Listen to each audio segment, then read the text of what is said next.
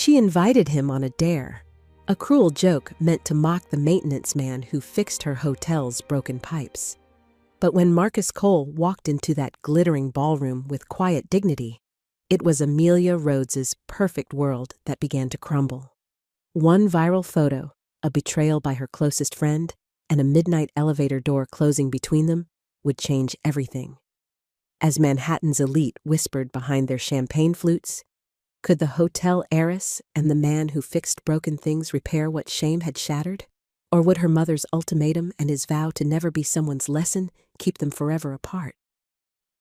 If you're watching this story unfold, hit subscribe and tell me in the comments where you're watching from. I need to know if true love still matters in your part of the world. Amelia Rhodes stared at her mimosa, barely listening to her friends' laughter around the brunch table. Sunlight streamed through the bistro windows, casting golden patterns on white tablecloths. At 29, she was the public face of Rhodes Hotels, and she looked the part today in her cream silk blouse and pearl earrings. "So proper, so perfect," teased Tessa Bloom, her auburn hair catching the light as she leaned forward. "When was the last time you did something unexpected, Amelia?" Amelia smiled tightly. "I handle million-dollar PR campaigns. My life is plenty exciting." "Exciting or carefully scripted?" Tessa pressed. Before Amelia could answer, a shadow fell across their table.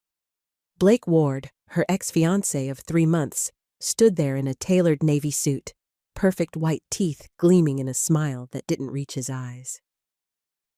"Ladies," he said smoothly, "lovely to see you all." His gaze lingered on Amelia. "Playing it safe as always, I see." Something inside Amelia twisted. Blake had ended their engagement with the cruel parting shot that she was boringly predictable. The memory still stung. "I'm not playing it safe," she said, lifting her chin. "I'm being responsible."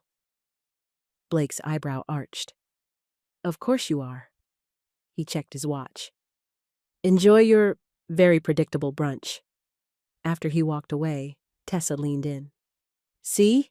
Even Blake thinks you need to shake things up."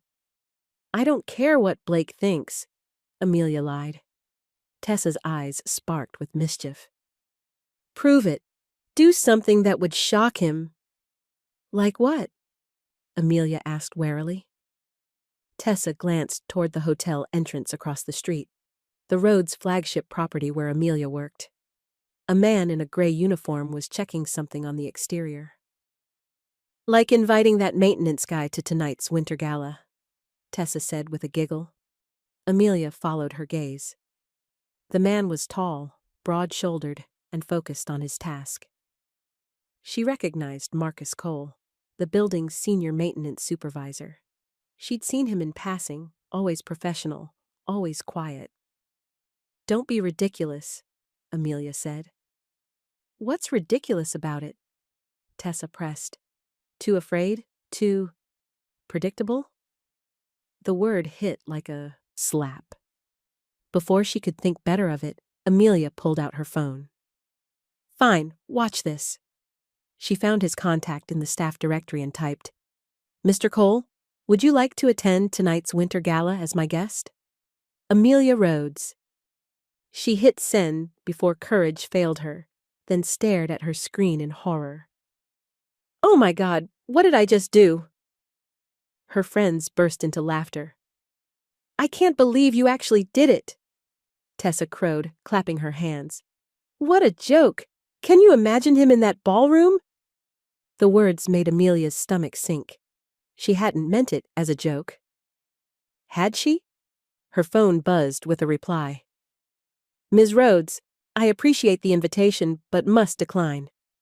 Marcus Cole relief washed over her, followed quickly by shame. Outside on the sidewalk minutes later, Amelia stared at her reflection in a cafe window.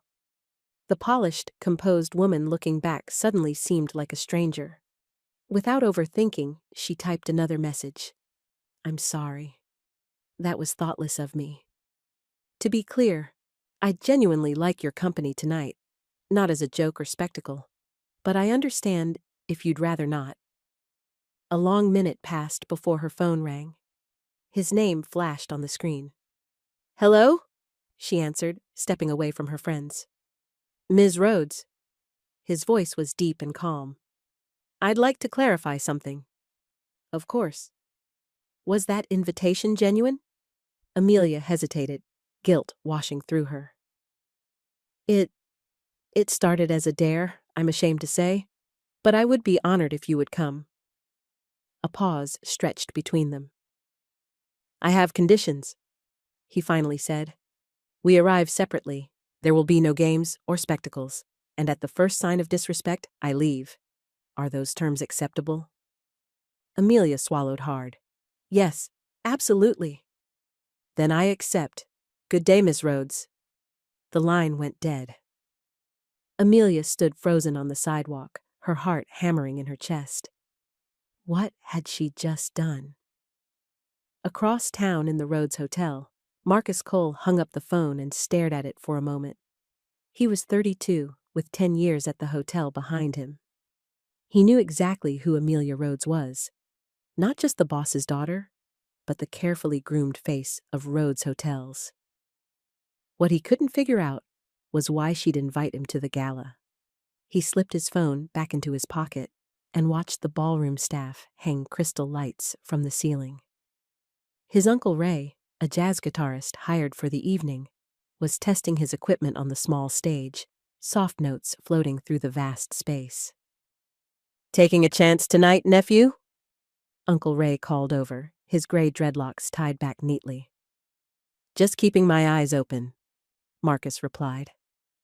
Later that afternoon, Amelia stood in her suite as a stylist fussed with the hem of her emerald gown. Her mother, Victoria, circled like a shark, elegant in black, her blonde hair pulled into a severe chignon. "The Montgomerys confirmed their donation," Victoria said, tapping her tablet. "Make sure you thank them personally." "Yes, Mother," Amelia said, trying to keep her voice steady. "Who are you bringing tonight? Please tell me it's not another bland banker." Amelia hesitated. "Actually, it's a surprise." Victoria's eyes narrowed. "I don't like surprises, Amelia. Not at events this important." "You'll just have to trust me," Amelia said, smoothing her dress. After her mother left, Amelia sank onto her bed, anxiety twisting in her stomach. What was she doing? She'd invited Marcus Cole out of wounded pride, but now she felt trapped by her own impulsive decision. Down in the service corridors, Marcus pressed his navy suit, freshly picked up from the tailor where he'd had it fitted last month. He rarely had occasion to wear it, but he believed in being prepared. Mr. Patel, the hotel's longtime chauffeur, passed by as Marcus hung the suit carefully. "Special occasion tonight?" the older man asked, his eyes twinkling behind wire-rimmed glasses. "You could say that," Marcus replied. Mr. Patel nodded. "Walk tall, Mr. Cole. You belong wherever you choose to be." Later, in the fluorescent light of the staff bathroom, Marcus polished his shoes until they gleamed. His reflection in the mirror looked back steadily. Dark eyes, close-cropped hair, clean-shaven face. His father's words echoed in his memory. "Never let them see you sweat." Upstairs, Amelia laid out her grandmother's diamond earrings with trembling hands. This night suddenly felt like more than just another society event. At 6:50 that evening, a parade of luxury cars pulled up to the hotel entrance. Women in glittering gowns and men in tuxedos stepped onto the red carpet as cameras flashed. Marcus arrived in his own sedan, parking it himself rather than using the valet service. As he walked toward the entrance in his perfectly fitted navy suit, several staff members nodded or smiled in greeting. "Looking sharp, Mr. Cole," called one of the doormen. "Thanks, Eddie," Marcus replied quietly. Inside the grand lobby, Amelia waited by the massive flower arrangement, heart pounding. Her emerald dress caught the light, and her blonde hair was swept up in an elegant twist. When she spotted Marcus entering, she was struck by his composed presence. He moved with quiet confidence, nodding to staff members he knew. As he approached, camera flashes popped nearby, and Amelia felt her chest tighten. Her breath came in short gasps, the start of the anxiety that sometimes gripped her at high-pressure events. Marcus noticed immediately. Without touching her, he stepped closer. 4 counts in, 4 counts out, he said softly. Like this. He demonstrated, counting under his breath, his eyes never leaving hers. Amelia followed his lead, focusing on his steady gaze until her breathing slowed. "Thank you," she whispered. "How did you know?" "My sister gets the same way before performances," he said. "You ready to go in?" She nodded, surprised by the steadiness she felt in his presence. They entered the ballroom together, moving beneath a string of crystal chandeliers that cast rainbows across marble floors. The room was a wonderland of winter decorations: silver trees, twinkling lights, ice sculptures catching the glow. "It's beautiful," Marcus said. "You've never been to one of these?" Amelia asked. "I've set up hundreds, never attended as a guest." His smile was small but genuine. They moved to the dance floor as the music started. Marcus kept a respectful distance as they danced, his movements surprisingly graceful. "Do you like working at the hotel?" Amelia asked. "I like fixing things," he said simply. "Making systems work better. And you? Do you like being the face of Rhodes Hotels?" Amelia considered this. "Sometimes. Other times it feels like wearing a mask that gets heavier each year." He nodded, understanding in his eyes. "Where do you go when you need to take the mask off?" "There's a diner on 9th Avenue. Best pancakes in the city. No one looks twice at me there." "Mike's Diner?" Her eyes widened. "You know it?" "Thursday special. Blueberry pancakes with real maple syrup. I stop there after my early shift sometimes." They shared a smile, finding unexpected common ground. The music shifted, and Blake appeared at their side, champagne in hand. "Amelia, darling," he said, eyes sliding dismissively over Marcus. "Interesting choice of arm candy from maintenance tonight." Marcus stiffened slightly, but his expression remained neutral. "Excuse me," he said to Amelia. "I need some air." Before she could stop him, he walked away, moving smoothly toward the terrace doors. Amelia turned to Blake, anger flashing in her eyes. "Don't ever speak to my guests that way again," she said, her voice low and controlled. Blake raised his eyebrows. My. Quite protective of the help, aren't we?" Amelia left him standing there, following Marcus's path toward the terrace doors as Uncle Ray's quartet started a mellow jazz standard. On the terrace, Marcus stood at the railing, looking out at the Manhattan skyline. The night air was crisp, and the city lights glittered like fallen stars. Inside, Uncle Ray spotted his nephew through the glass doors and smiled mid-song, adding an extra flourish to his guitar solo.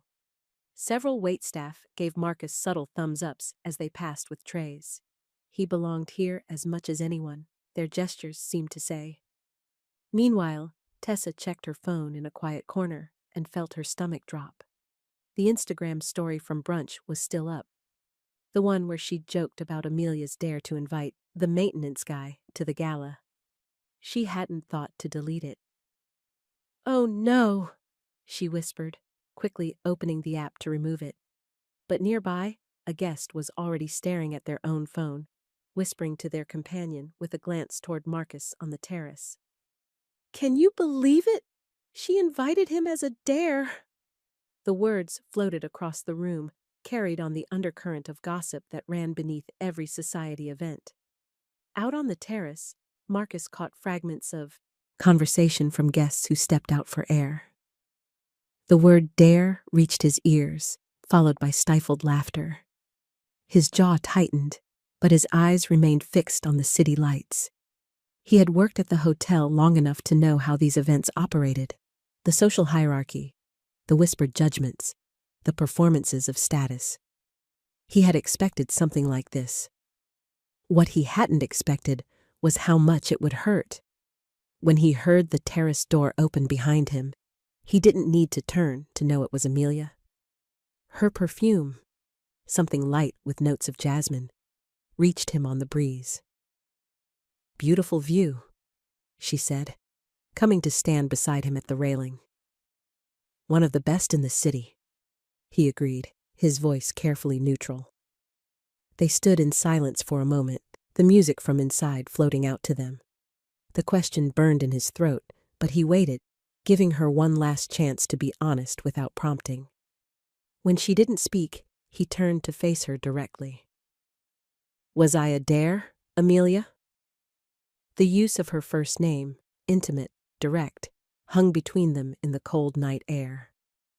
Amelia felt the blood drain from her face. The night air suddenly seemed colder as Marcus's question hung between them. "Was I a dare, Amelia?" She could have lied, could have created some story to protect her image. But looking into Marcus's steady eyes, she found she couldn't. "Yes," she admitted, her voice barely above a whisper. "It started that way." She watched his expression change, a brief flash of hurt before his face became carefully neutral again. "I appreciate the honesty," he said, his voice cool and controlled. "But that's not why I wanted you to come tonight," Amelia rushed on. "Not anymore. The minute I sent that text, I knew it was wrong. I'm sorry. Truly sorry." Marcus studied her for a long moment. "Why should I believe that?" It was a fair question, one she didn't have a good answer for. "I don't have a reason," she admitted. "But please, give me 1 hour. One honest hour to show you who I really am. Not the Rhodes Hotel heiress. Just me." Marcus glanced back toward the ballroom, where the wealthy guests mingled under crystal chandeliers. Then he checked his watch. 1 hour, he agreed. Nothing more. Relief washed through her. "Thank you." Instead of returning to the ballroom, Amelia led Marcus toward a service door. They slipped into the back corridors of the hotel, a maze of hallways most guests never saw. "I spend more time here than upstairs," she confessed as they walked. "Less pressure." The kitchen bustled with activity as staff prepared desserts for the gala. Amelia greeted each person by name: Chef Miguel, Sonia at pastry, Luis managing dishwashing. "You know everyone," Marcus observed. "Mr. Patel taught me that," she said. "He's driven me since I was 10. Said I should never forget the people who make everything work." Marcus nodded slightly, watching her interact with the staff. There was nothing showy about it. These weren't new relationships created for his benefit. The easy familiarity spoke of years of genuine connection. As they moved through a quieter corridor, a young busser hurried past, then stopped when he recognized Marcus. "Hey, Mr. Cole, you clean up nice?" the young man said with a grin. Then his eyes widened when he spotted Amelia. "Oh, Ms. Rhodes, sorry, I didn't see you there." "No worries, Tyler," she said easily. Tyler leaned closer to Marcus. "So it's true what everyone's saying about the dare thing? Man, when I heard Ms. Rhodes invited you as some kind of joke date before apologizing..." He stopped abruptly, realizing what he'd said. Amelia's face flushed bright red. "Sorry," Tyler mumbled, quickly moving away. An awkward silence fell between them. Marcus's face had gone completely still. "You already knew," Amelia said softly, the realization dawning. "Before I told you on the terrace, you already knew about the dare." Marcus nodded. News travels fast below stairs, especially when it involves the boss's daughter. "Then why did you come?" she asked, genuinely confused. They had reached a small alcove at the back of the ballroom. Music drifted through the wall, and the sounds of the gala seemed far away. "I came to see if your actions matched your apology," he said simply. "To see who you really are when no one's watching. If you were using me as some kind of statement or lesson." His honesty stunned her. "And?" she asked, hardly daring to breathe. "Still deciding?" he said, but there was the faintest hint of warmth in his eyes. Just then, his phone buzzed.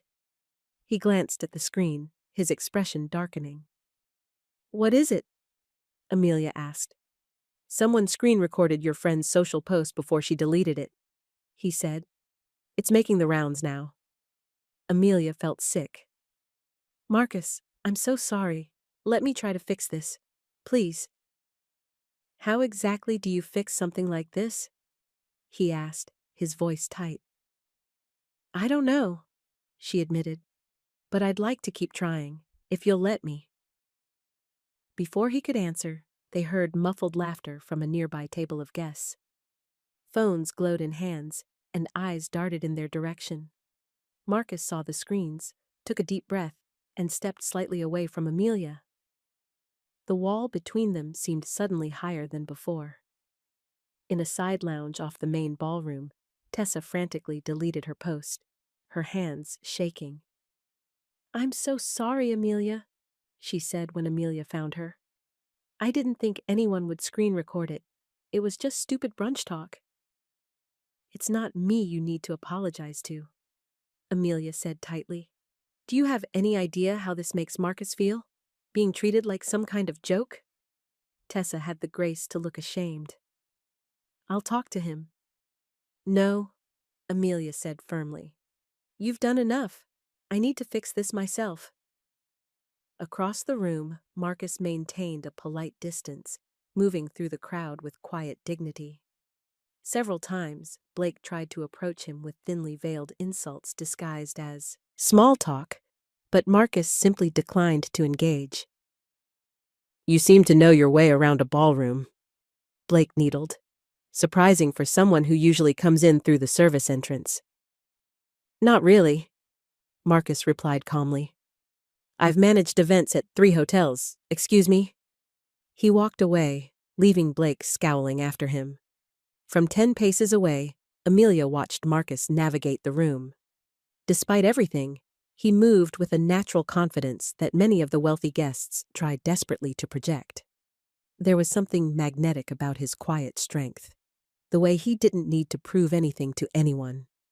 On stage, Uncle Ray transitioned to a brighter tune, his fingers dancing across guitar strings. "He's good," Marcus said when Amelia approached again. "Your uncle, right?" she asked. "I heard you talking earlier." He nodded. "Been playing since before I was born." An awkward silence fell between them. "Marcus," Amelia started, "about what happened?" "Could we go somewhere quieter?" he interrupted. "If we're going to talk, I'd rather not have an audience." Relief flooded through her. "The rooftop garden is usually empty during events. We could go there."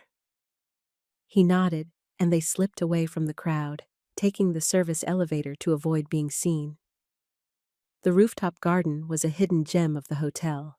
Strings of soft lights wove through potted trees, and comfortable benches faced the city skyline. In the distance, the Empire State Building glowed against the night sky. "Beautiful," Marcus said, taking in the view. "It's my favorite place in the whole hotel," Amelia admitted. "I come up here to think sometimes." They sat on a bench, a careful space between them. "I'm listening," Marcus said simply. Amelia took a deep breath. "When I was 12, my mother put me in my first ad campaign for the hotels. The Rhodes Family Welcome, she called it. I've been the face of this place ever since. Everything had to be perfect. My grades, my appearance, who I dated." "Sounds exhausting," Marcus said. "It is. That's why I broke things off with Blake 3 months ago. I got tired of being someone's perfect accessory." She paused. "Then he shows up at brunch today and calls me predictable, and I just..." snapped. Did something impulsive to prove him wrong? Me, Marcus said. Yes, and I'm so ashamed of that. She looked directly at him. But the minute I did it, I knew it was wrong. That's why I apologized right away. Yet you still wanted me to come. Because I realized I actually did want to get to know you. Not as some statement or rebellion. Just you. Marcus was quiet for a moment, looking out at the city. My rule is simple, he finally said. I won't be someone's lesson or statement. I'm not here to teach rich white folks about diversity or to help anyone rebel against their parents. That's fair, Amelia said softly. What about you? He asked. What's your rule? The question caught her off guard. I don't know if I have one. Maybe that's the problem? Everyone should have at least one line they won't cross, Marcus said. Amelia thought about this. I won't lie to make things easier, she decided. Not anymore. Marcus smiled slightly. That's a good one. They fell into conversation, sharing small stories from their lives. Amelia talked about growing up in hotels, never having a real home. Marcus described his first job at 16, fixing broken appliances in his neighborhood. My dad taught me, he explained. Said understanding how things work is the most important skill you can have. Smart man. He was. A shadow crossed Marcus's face. Lost him 5 years ago. Heart attack. I'm sorry, Amelia said gently. I lost my dad when I was 16. Car accident. A connection formed in that shared loss. Something real beneath the surface of class and circumstance. What's your favorite small success? Amelia asked. Something that made you proud but nobody really noticed? Marcus thought for a moment. Getting my sister through college. I worked double shifts for 3 years so she could focus on school. Now she's a music teacher. That's not small, Amelia said, impressed. What about you? He asked. Learning all the staff names, she said. My mother thinks it's beneath me, but it matters to me that people know I see them. The hour passed quickly as they talked. When Marcus checked his watch, he seemed surprised. Time's up, he said. Did I pass the test? Amelia asked, only half joking. Instead of answering directly, Marcus shared a memory about his first day as maintenance supervisor, when he'd been so nervous he'd put his uniform shirt on inside out. Walked around half the day before anyone told me, he said with a chuckle. Amelia laughed, the sound genuine and warm. Their laughter synchronized, lingering in the night air as the city hummed below them. Something had shifted between them, some barrier lowered. But as they headed back toward the ballroom, Marcus still kept a careful distance. At the balcony door leading back to the gala, they nearly collided with a guest who'd had too much champagne. The man stumbled, his tray of drinks tipping dangerously toward Amelia's vintage dress. Without fanfare, Marcus stepped forward, one hand steadying the tray, while the other gently guided Amelia aside, shielding her gown from the spill. Careful there, he said to the guest, no judgment in his voice. The whole moment took less than 3 seconds, no drama, no making a scene. But several people noticed his quick reflexes and calm manner. Thank you, Amelia said once they were safely inside. Blake watched from across the room, his sneer becoming more pronounced as he drained his champagne. Beside him, Victoria Rhodes observed her daughter and the maintenance supervisor with narrowed eyes.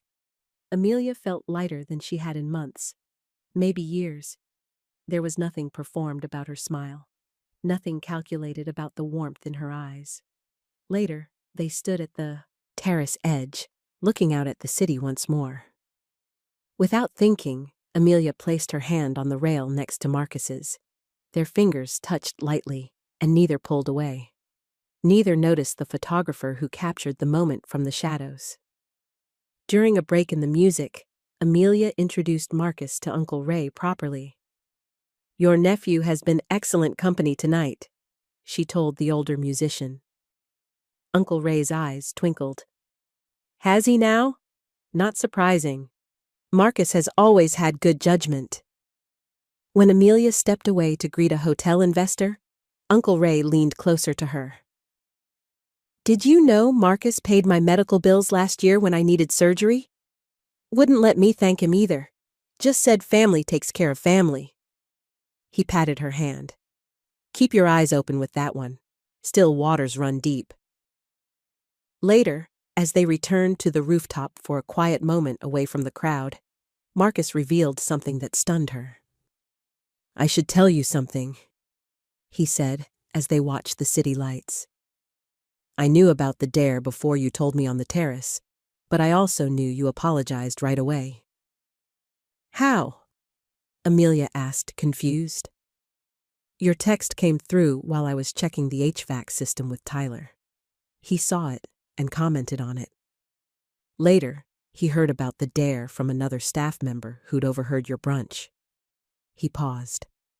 "I knew the whole story before I accepted your invitation." "You still came?" Amelia said softly, knowing it started as a dare. Marcus nodded. "I wanted to give you the space to make it right, to see if you'd tell me the truth without being pushed." "And I did, eventually." "Yes," he agreed. "You did." Something shifted between them in that moment. A deepening trust, a new understanding. Impulsively, Amelia leaned forward and kissed him. It was gentle and brief, with no audience to perform for. When she pulled back, Marcus's eyes were warm as they met hers. Before either could speak, the rooftop door opened. Victoria Rhodes stood there, her face a mask of controlled displeasure. "Amelia," she said coolly. "A word, please." Amelia followed her mother to a nearby powder room, her heart sinking. "This has gone far enough," Victoria said once they were alone. "I've seen the posts circulating. Tomorrow's papers will be unkind. End it tonight before this becomes an even bigger spectacle." "It's not a spectacle, Mother," Amelia said firmly. "I'm enjoying Marcus's company." "Darling, be reasonable. He's maintenance staff. This looks like either a publicity stunt or a rebellion. Neither is flattering." "I don't care how it looks," Amelia said, surprising herself with her conviction. "I'm staying with Marcus this evening." Victoria's face hardened, then smoothed back into practiced poise. "As you wish, but don't say I didn't warn you." When Amelia stepped back into the corridor, she took a deep, shaky breath. Then she spotted Marcus waiting exactly where she'd left him, and something warm unfurled in her chest. While Amelia was with her mother, Blake cornered Marcus on the terrace. "A word of advice," Blake said, his voice slick with false concern. "People like Amelia, they slum it for a night or two, but they always go back to their own kind." "Is there something specific you wanted to say?" Marcus asked evenly. "Just know your lane," Blake sneered. "This little charity project will be over by morning." Marcus regarded him coolly. "Respect is everyone's lane," he said simply, then walked away. Furious, Blake pulled out his phone and typed a nasty message, tagging a popular gossip account. "Some people will do anything for attention, even mock their own staff." Rhodes' dare. Within minutes, phones around the ballroom began to buzz with notifications. The original dare clip paired with Blake's text created a toxic narrative. Heiress mocks her date. Is this a new low for the Rhodes family? Marcus saw the alert on his phone just as Amelia rejoined him. He didn't mention it, not wanting to spoil the fragile connection they'd built. Instead, they returned to the rooftop once more, seeking quiet away from judging eyes. Under the stars, they shared a second, longer kiss, making tentative plans for the coming week. "There's a jazz club my uncle plays at sometimes," Marcus said. Small place, great music. Would you want to go sometime? I'd love that, Amelia replied. And I'd like to try those famous pancakes at Mike's Diner, he added with a smile. It's a date, or two. Uncle Ray's music drifted up from below, a slow, sweet melody that seemed to wrap around them. The city felt both vast and intimate all at once. Neither noticed the figure in the shadows by the rooftop door, nor heard the quiet click of a camera capturing their private moment. Minutes later, as Marcus checked his phone, his expression changed. Someone had paired the new rooftop photo with the original Dare clip and Blake's nasty caption. The story being told was ugly. A rich woman using her employee as a punchline. What is it? Amelia asked, seeing his face. Marcus showed her the screen wordlessly. The photo showed them in a private moment, but the caption twisted it into something tawdry and cruel. Marcus, I'm so sorry, she began. This isn't about you apologizing, he said quietly. This is about me making a choice. What choice? She asked, suddenly afraid. I can't be a symbol, Amelia, not even unintentionally. His eyes were sad, but resolved. Not tonight, anyway. Thank you for the good hour. It was real. Marcus, please. But he was already moving toward the door, his steps steady and dignified. No drama, no scene, just a quiet exit. Amelia followed him to the elevator, reaching it just as the doors began to slide closed between them.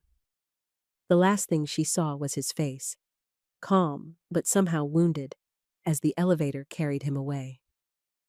Amelia stood alone on the rooftop, the space suddenly vast and empty without Marcus. Uncle Ray's last notes faded from below, and the night air felt colder on her skin. She wrapped her arms around herself. The emerald dress that had felt so perfect hours ago now seemed like a costume. She'd messed up. Not just with the initial dare, but by bringing Marcus into a world that turned intimate moments into public entertainment. She thought about his quiet dignity, the careful boundaries he'd set, the gentle way he'd steadied her breathing when anxiety struck. Marcus Cole was more real than anyone she'd met in years. And now, he was gone. The door to the rooftop opened, and Blake stood there with 2 champagne glasses. Alone again? He asked with a smirk. I told you it wouldn't last. Go away, Blake, Amelia said, her voice steady despite the hurt churning inside her. Come on, darling. Let me drive you home. We'll laugh about this tomorrow. No, she said firmly. I'm not going anywhere with you. Blake's smile faltered. You can't be serious about that maintenance guy. His name is Marcus, Amelia said, and I'm completely serious about making things right with him. She brushed past Blake and headed for the elevator. In the lobby, she spotted Mr. Patel standing by the main entrance. Ms. Rhodes? He greeted her with a small bow. May I take you home? Yes, please, she said gratefully. In the quiet of the town car, Amelia stared out at the city lights. Mr. Patel, have you ever hurt someone unintentionally and didn't know how to fix it? The older man's eyes met hers in the rearview mirror. Many times, Ms. Rhodes. The question is not whether we cause harm, we all do, but whether we have the courage to repair what we've broken. How do you repair something like this? You ask the person you've harmed what repair looks like to them, he said simply. And then you listen. They rode in silence after that, his words settling deep in her mind. When they reached her apartment building, Amelia made a decision. Mr. Patel, would you be able to pick me up at 6:30 tomorrow morning? There's somewhere I need to be. At 6:55 the next morning, Amelia stood in the maintenance hallway of the Rhodes Hotel. She wore simple jeans and a sweater, her hair pulled back in a ponytail. In her hands, she held a paper bag of bagels and 2 coffees, her fingers trembling slightly. She'd barely slept, her mind replaying every moment with Marcus. The calm way he'd helped her breathe, their honest conversation on the rooftop, the gentle touch of his hand against hers. The way he'd walked away with quiet dignity when things got complicated. At 7, she spotted him at the far end of the hallway. He wore work clothes, navy uniform pants, and a gray button-up shirt with the Rhodes logo. He was rolling paint onto a nicked wall, his movements steady and sure. "Figured I'd fix this before the morning rush," he explained when he saw her, his voice neutral. "Avoid the gossip traffic." "Smart," Amelia said, her mouth suddenly dry. "I brought coffee and bagels, but that's not why I'm here."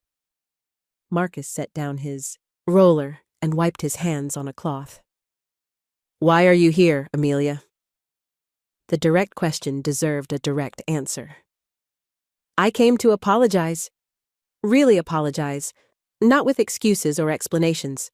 And to ask what making things right would look like to you?" Something shifted in his expression. Surprise, maybe. "No press statement?" he asked. "No damage control?" "No," Amelia said firmly.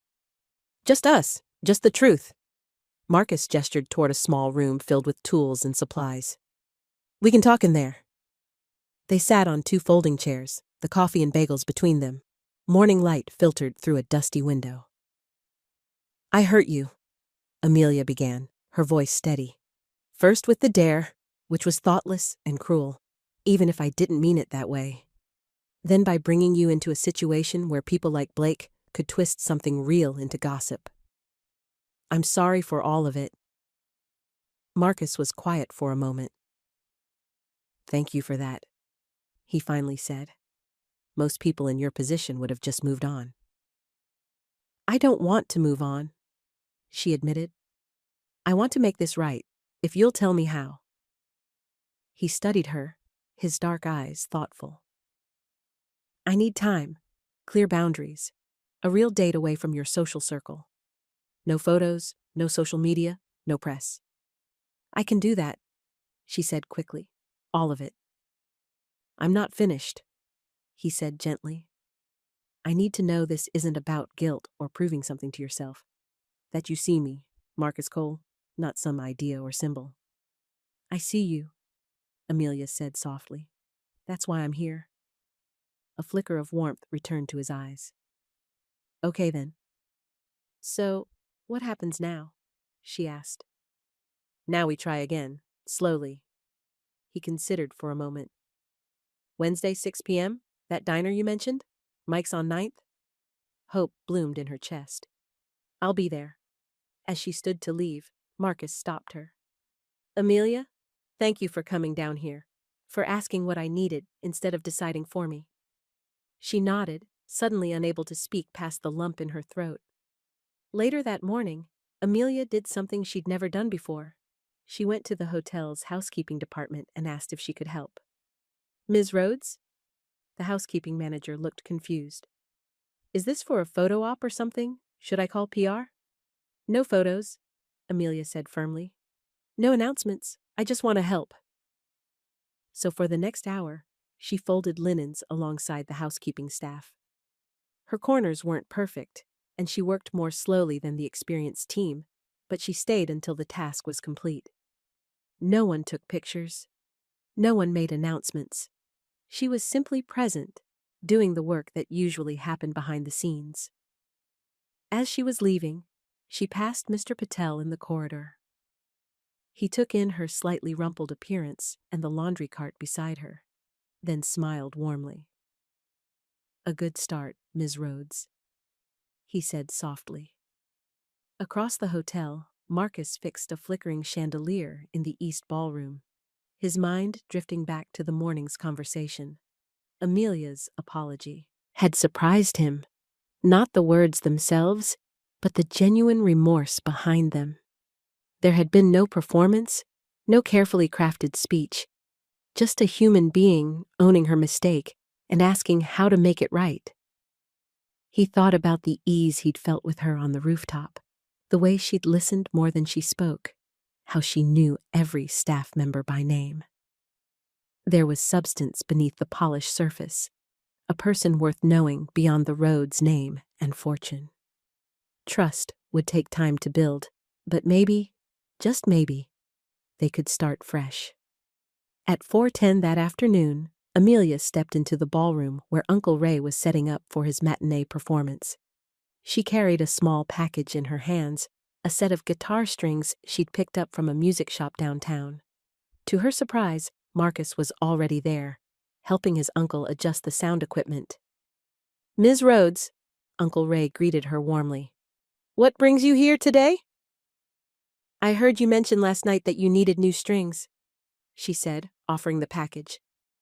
"I was downtown anyway, so—" "That's mighty thoughtful," Ray said, his eyes twinkling as he glanced between her and his nephew. An awkward silence fell as Amelia and Marcus looked at each other across the empty ballroom. Then, unexpectedly, they both smiled at the same time. "I could use some help restringing this old girl," Uncle Ray said, patting his guitar. "Got time, you two?" Together, they helped replace the guitar strings, Amelia holding a small flashlight while Marcus tuned each string by ear. "Perfect pitch," Uncle Ray commented, "just like his father." "Not quite," Marcus said with a small grin. "Dad could tune in a hurricane with a marching band playing next door." "True enough," Ray laughed. Then to Amelia, "My brother could hear things the rest of us missed. Marcus got some of that gift."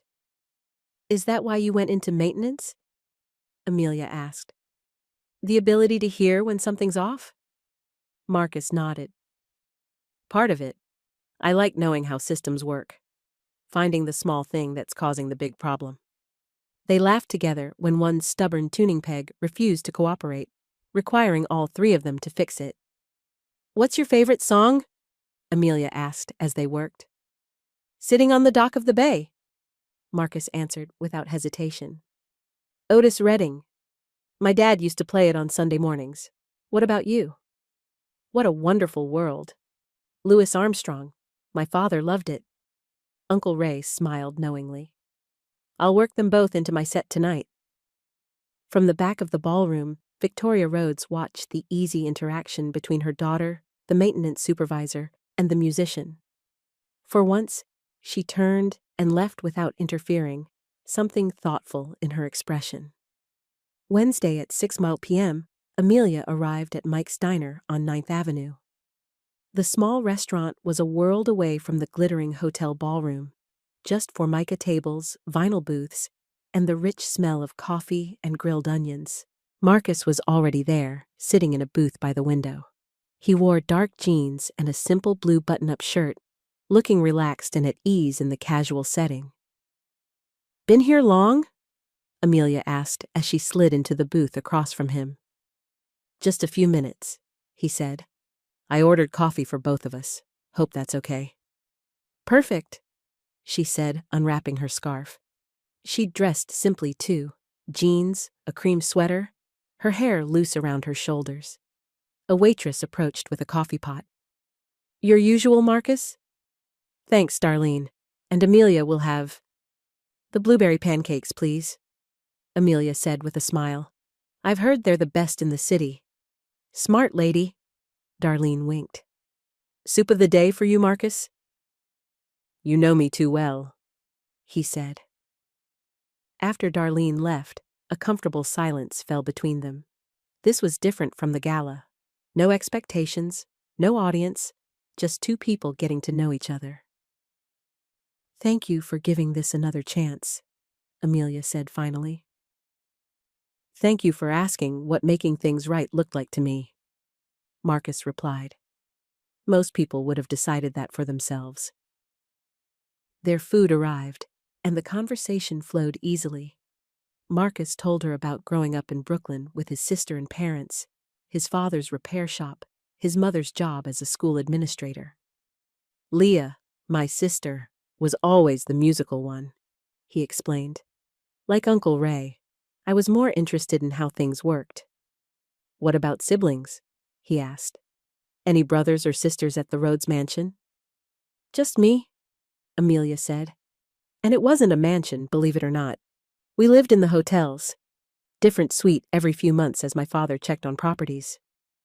Must have been hard to put down roots. Impossible, she admitted. That's why I bought my own apartment last year.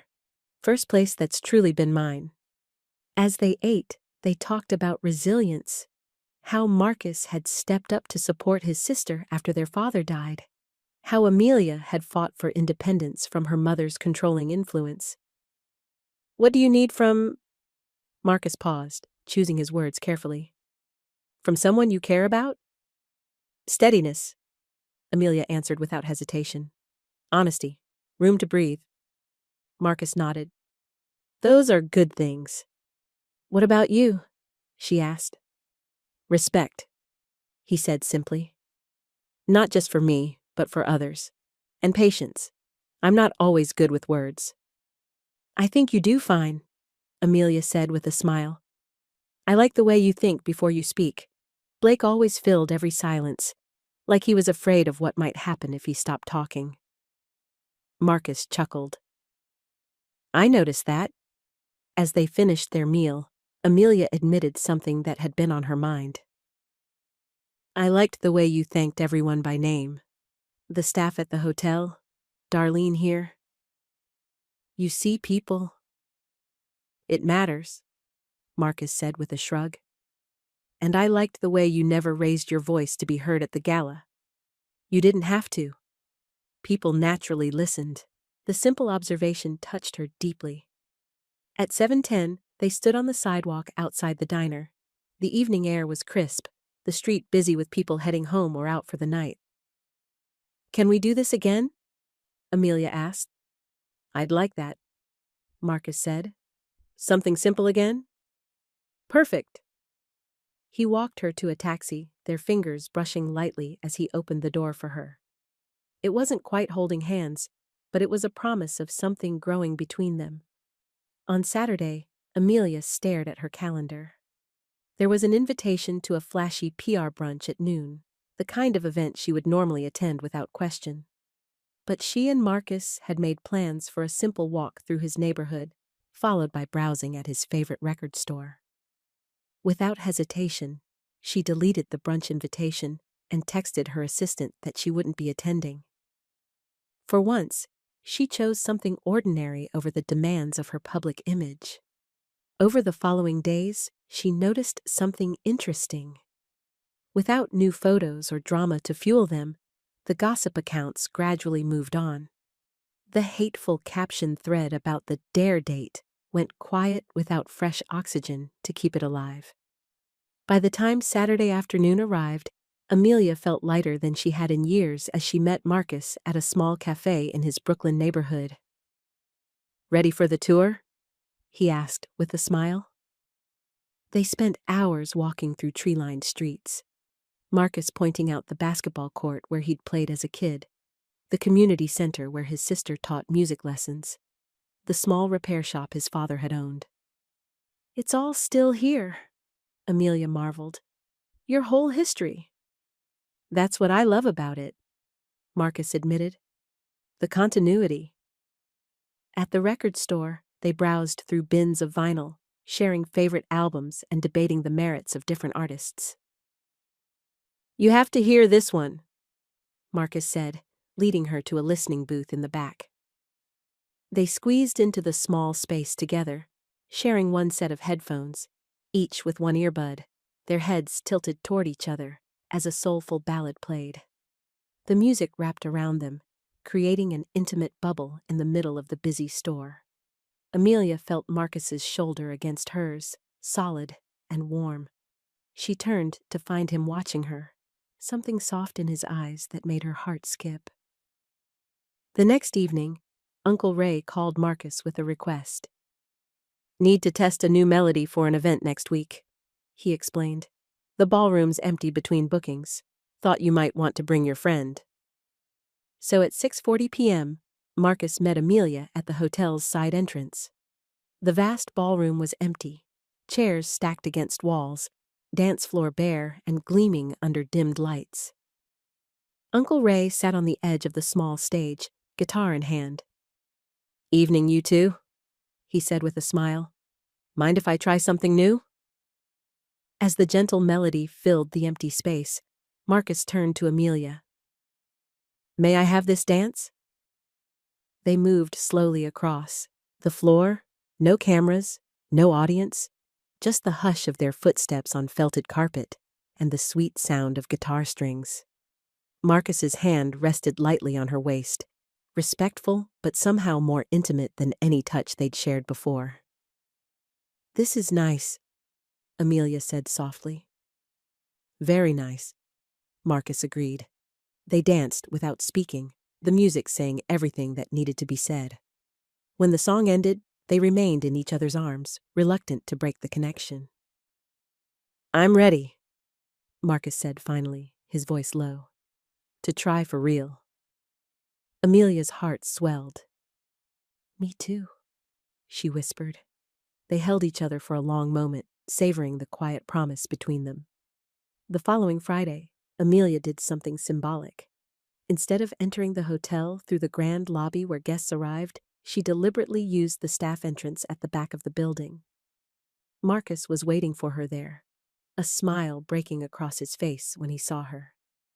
"You're using the service door," he observed. "Seemed right," she said simply. Together, they brought coffee to the night crew just starting their shift, then rode the slow service elevator up to the rooftop, their fingers intertwined.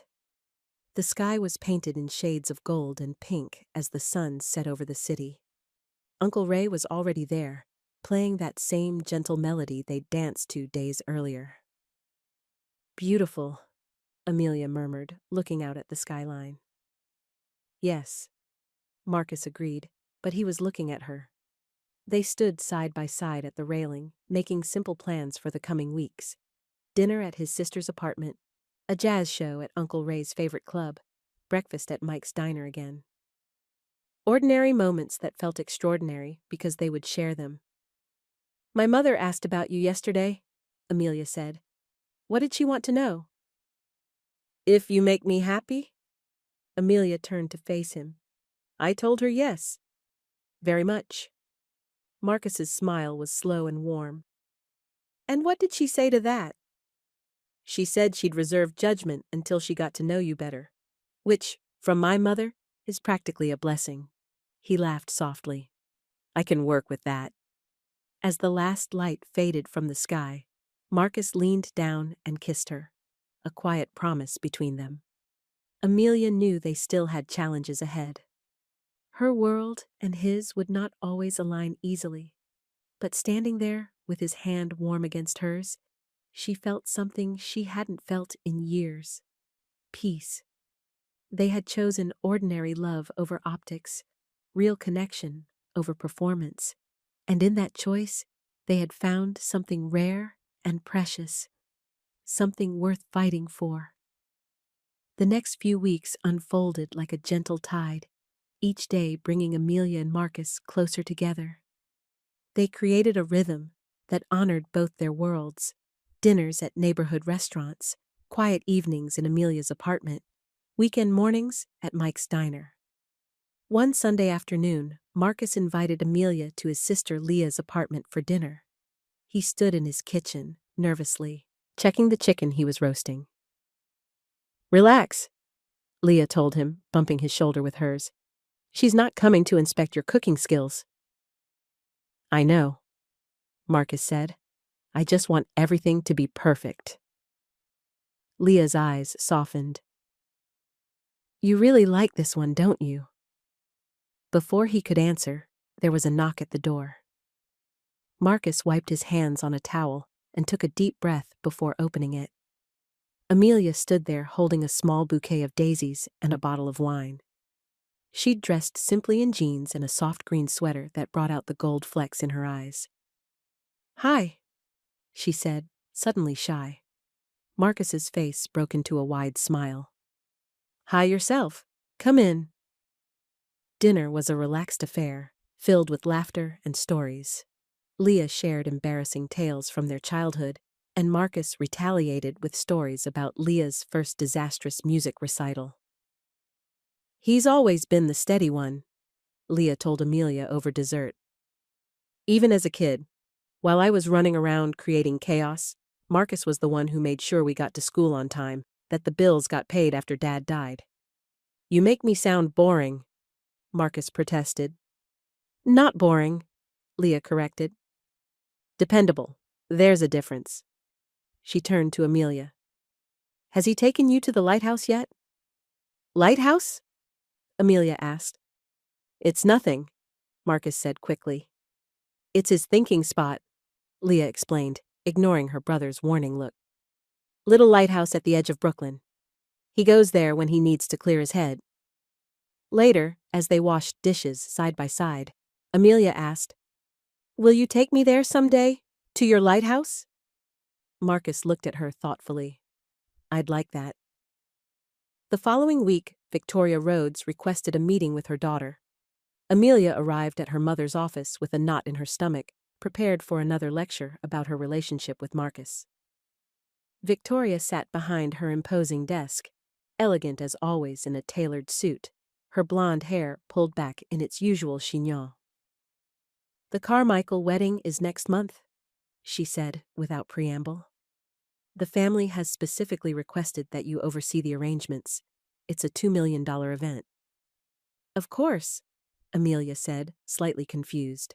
This wasn't the conversation she'd been expecting. "The planning will require several late nights," Victoria continued. "I assume this won't interfere with your personal arrangements." Amelia understood the subtle question. "Marcus knows how important my work is, Mother. He's very supportive." Victoria studied her daughter for a moment. "You seem different lately." "Different how?" "More confident, less concerned with appearances." Victoria's expression was hard to read. "It suits you." Coming from Victoria, it was practically a glowing endorsement. Amelia felt a weight lift from her shoulders. "Would you like to meet him properly?" she asked, impulsively. "Not as the maintenance supervisor, as the man I'm seeing." Victoria hesitated, then gave a small nod. "Perhaps. Arrange something informal." It wasn't enthusiastic acceptance, but it was a start. The Carmichael wedding preparations consumed Amelia's days. She worked 14-hour shifts, coordinating with vendors, managing family demands, and ensuring every detail was perfect. Each night, no matter how late, she found a text from Marcus waiting on her phone.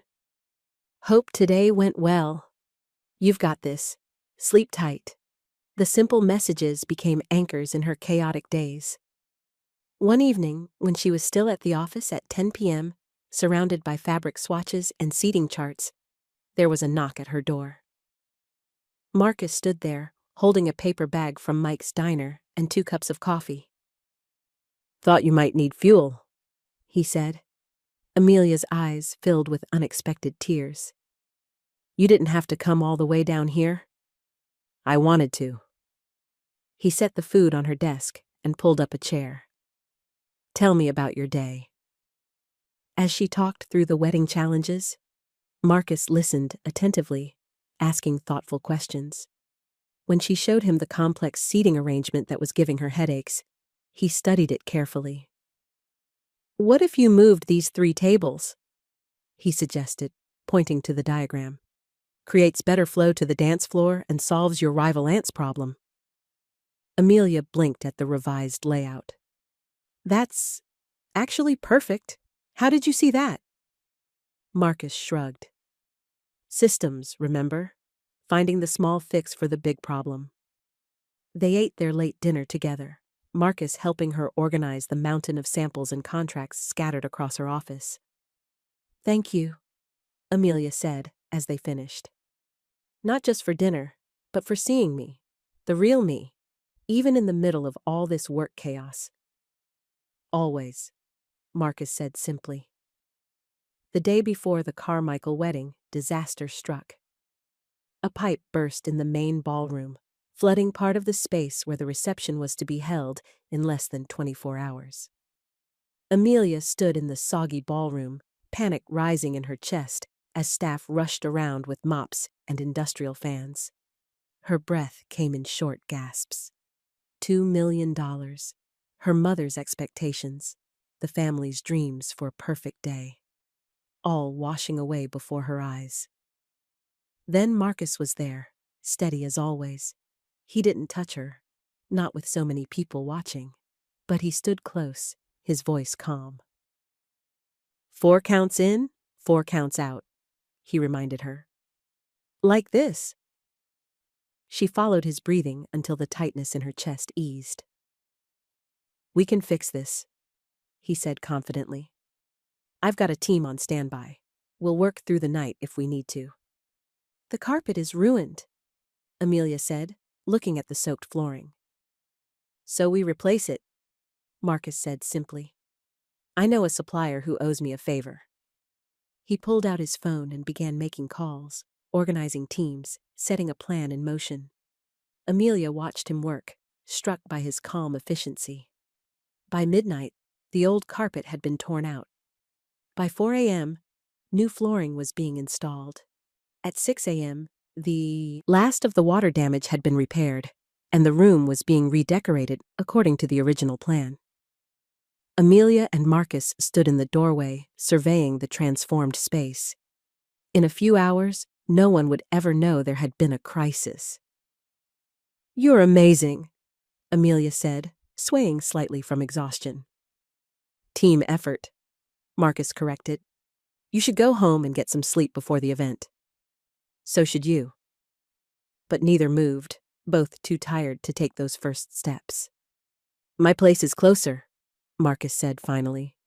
You can crash there for a few hours. Amelia nodded gratefully.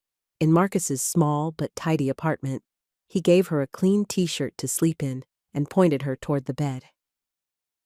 You take the bed, he insisted. I'll use the couch. Don't be ridiculous, Amelia said through a yawn. That couch is too small for you.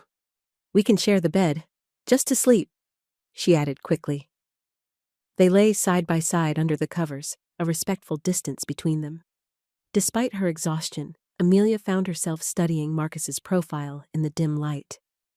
Thank you, she whispered, for saving the wedding, for always being there when I need you. Marcus turned to face her. That's what people do when they love someone, he said softly. They show up. It was the first time either had used the word love. It hung in the air between them, fragile and new. Amelia reached out, touching his cheek gently. I do, love you. Marcus caught her hand and pressed a kiss to her palm. I love you too. Have for a while now. They fell asleep like that, hands intertwined between them, the morning light just beginning to filter through the blinds. The Carmichael wedding was a triumph. No one ever knew how close it had come to disaster. Victoria found her daughter as the last guests were leaving. Impeccable work, Amelia, she said. The family is thrilled. I had help, Amelia replied. Marcus and his team saved everything when that pipe burst. Victoria's eyebrow raised slightly. Did they? I wasn't aware there had been a problem. That's how good they are, Amelia said with a small smile. Victoria studied her daughter for a moment. I've been thinking about your suggestion. Dinner. Next Friday, perhaps? Something small at the house? Amelia's heart leaped. We'll be there. The following Friday, Marcus stood in front of his closet, uncharacteristically nervous. It's just dinner, he told himself. But meeting Victoria Rhodes properly felt significant, like a test he wasn't sure how to pass. He finally settled on dark slacks and a blue button-down shirt, simple but respectful. He was just adjusting his collar when his phone rang. Uncle Ray's in the hospital. Leah's voice came through, tight with worry. Collapsed during his set. They think it's his heart. Marcus's own heart plummeted. Which hospital? I'm on my way. He called Amelia as he rushed to his car, explaining the situation. I'll meet you there, she said immediately. Don't worry about dinner with my mother. This is more important. At the hospital, Marcus found Leah in the waiting room, her face pale with worry. Any news? He asked. She shook her head. They're running tests. That's all they'll tell me. Marcus sank into a chair beside her, taking her hand. They sat in silence, the hospital sounds creating a harsh backdrop to their worry. 15 minutes later, Amelia arrived with a small cooler bag. I brought sandwiches and coffee, she said softly. Hospital waits can be long. She sat on Leah's other side, offering quiet support without intruding on the siblings' concern. After an hour, a doctor came to speak with them. Mr. Cole is stable, she explained. He experienced an arrhythmia, an irregular heartbeat. We'd like to keep him overnight for observation, but he should make a full recovery with medication. The relief was palpable. When they were allowed to visit, they found Uncle Ray propped up in bed, looking tired but alert. All this fuss over a little flutter, he complained, though his eyes were warm as he looked at his family. Who's your friend, Marcus? This is Amelia, Marcus said, his hand finding hers naturally. Recognition dawned in the older man's eyes. Ah, the hotel girl, from the Gala. It's nice to see you again, Mr. Cole, Amelia said, though I wish it were under better circumstances. Uncle Ray studied her thoughtfully. You missed a fancy dinner to sit in a hospital waiting room, he observed. Amelia squeezed Marcus's hand. There was nowhere else I needed to be. Later, as they were leaving, Marcus pulled her aside in the hallway. Thank you for coming, for being here for my family. Your family matters to you, so they matter to me, she said simply. Marcus looked at her with such tenderness that her heart seemed to expand in her chest. I'm falling more in love with you every day, he said softly. Good, Amelia replied with a smile, because I'm not going anywhere. The rescheduled dinner with Victoria took place the following week. Marcus arrived at the Rhodes townhouse exactly on time, a bottle of wine in hand. Victoria greeted them at the door, elegant in a simple black dress. Mr. Cole, she said, extending her hand. Welcome. Ms. Rhodes? Marcus replied with a small smile. Thank you for inviting me. The dinner began stiffly, with Victoria asking polite but probing questions about Marcus's background and career.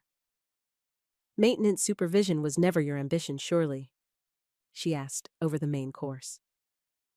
Actually, it was, Marcus replied calmly. I like solving problems, making systems work efficiently.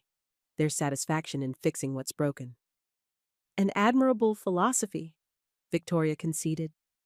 And your plans for the future? Marcus met her gaze directly. I'm studying engineering part-time. Eventually, I'd like to open my own building systems firm. He's brilliant with structural problems, Amelia added. You should have seen how he saved the Carmichael wedding. To Amelia's surprise, the conversation gradually warmed. By dessert, Victoria was asking Marcus's opinion on the hotel's new energy efficiency plans, listening with genuine interest to his suggestions. As they were leaving, Victoria took Amelia aside. He has substance, she admitted quietly, and he clearly cares for you. It wasn't a ringing endorsement, but from Victoria Rhodes, it was high praise indeed. 2 months into their relationship, Marcus finally took Amelia to his lighthouse. They drove to the edge of Brooklyn on a crisp Saturday morning, parking near a small, forgotten stretch of shoreline. A narrow path led to an old lighthouse, not grand or famous, just a simple white tower standing guard over the water. I found this place after my dad died, Marcus explained as they walked. Came out here angry at the world, looking for somewhere to be alone. The lighthouse keeper, an older man named Frank, greeted Marcus like an old friend. "Brought someone special this time, I see," he said with a wink. "This is Amelia," Marcus said. "Amelia, this is Frank. He lets me hide out here sometimes." "Not much to look at," Frank told her, "but the view's worth it." He was right. From the top of the lighthouse, the view was breathtaking. The sprawling city behind them, the vast ocean before them, bridges stretching like silver threads in the distance. "This is where I come to think," Marcus said as they stood side by side, the wind playing with Amelia's hair. "To remind myself there are bigger things than whatever problem I'm facing." "It's perfect," Amelia said softly. They stayed for hours, talking about everything and nothing. Their hopes for the future, their fears, the small dreams they'd never shared with anyone else. "I want to start a scholarship program," Amelia confessed, "for kids from my mother's old neighborhood in Queens. She never talks about growing up poor, but I found her high school yearbook once. She was so different then. Big dreams, no resources." "You should do it," Marcus encouraged. "Not as a Rhodes Hotels initiative, as your own thing." "What about you?" she asked. "What's your big dream?" Marcus was quiet for a moment. "A community workshop," he finally said. "Teaching kids how to fix things, build things, like my dad did for me." Amelia leaned her head against his shoulder. "We could do both, you know. Together." The word "together" hung between them, full of promise. A week later, Blake made one last attempt to insert himself into Amelia's life. He cornered her in the hotel lobby as she was heading to a meeting. "This little rebellion has gone on long enough, don't you think?" he said smoothly. "Your maintenance man was an interesting diversion, but it's time to come back to reality." Amelia looked at him as if seeing him clearly for the first time. The calculated charm, the cold eyes, the practiced smile that never quite reached them. "This is my reality, Blake," she said calmly. "I'm happy, actually deeply happy, for the first time in years." "With him?" Blake scoffed. "Be reasonable, Amelia. What can he possibly offer you that I can't?" "Respect," she said simply. "Kindness. The freedom to be myself." Blake's face hardened. "You're making a mistake." "No," Amelia said with quiet certainty. "The mistake was ever thinking I needed someone like you to be complete." She walked away, her steps light, leaving Blake staring after her in disbelief. 6 months into their relationship, Marcus and Amelia stood on the rooftop garden of the Rhodes Hotel. The city spread out before them like a carpet of lights. It was the anniversary of the night they'd shared their first real conversation here. The night that had changed everything. Uncle Ray played softly on his guitar nearby, the same melody he'd played that night. "Hard to believe it's been 6 months," Amelia said, her fingers intertwined with Marcus's. "Best 6 months of my life," he replied, bringing her hand to his lips. The hotel had changed in subtle ways during that time. Amelia had instituted a new employee recognition program. Marcus had been promoted to director of building operations. Victoria had even begun consulting him on renovations for their older properties, but the most important changes weren't visible on any organizational chart. They were in the way Amelia now moved through the world, more authentic, less concerned with appearances. In the way Marcus had learned to share his quiet strength, to let someone else in after years of standing alone. "I have something for you," Marcus said, reaching into his pocket. He pulled out a small box. Amelia's heart skipped. "Marcus?" "It's not a ring," he said quickly. "Not yet, anyway, but it is a promise." Inside the box was a delicate silver key on a chain. "It's to my apartment," he explained. "And before you say you already have a spare key, this one's different. I had it made from a piece of metal from my dad's old repair shop. The building's being torn down next month, but I wanted to save a piece of it. Tears welled in Amelia's eyes as she lifted the necklace. It's perfect. I wanted you to have something that matters to me, Marcus said, his voice soft. Something that represents where I come from, who I am. I love it, Amelia whispered as he fastened it around her neck. And I love you. He kissed her then, under the starlit sky, with Uncle Ray's music weaving around them. It wasn't their first kiss, but it felt significant somehow, a promise of all the days to come. Later, as they slow danced across the rooftop, Amelia rested her head against Marcus's chest, listening to the steady beat of his heart. What are you thinking about? Marcus asked. Amelia smiled up at him. That first night, how terrified I was that I'd hurt you beyond repair. And now? Now, I'm just grateful, she said softly, for your forgiveness, for your patience, for choosing to see the real me when I was still learning to see myself. Marcus's arms tightened around her. Best choice I ever made. As the night deepened around them, they continued to dance, two people who had found something rare and precious. Love built on truth rather than image, on quiet moments rather than grand gestures, on the daily choice to see and honor each other's true selves. Uncle Ray played the final notes of his song, then quietly packed up his guitar, leaving them alone under the stars. They barely noticed, two wrapped up in each other and the life they were building together, a life that wasn't perfect or without challenges, but was thoroughly, wonderfully real. Ready to go? Marcus asked as the evening grew late. Amelia nodded, her hand finding his. Home? Home, he agreed with a smile. They took the service elevator down together, choosing the path less traveled, just as they had from the beginning. And in that choice was all the difference.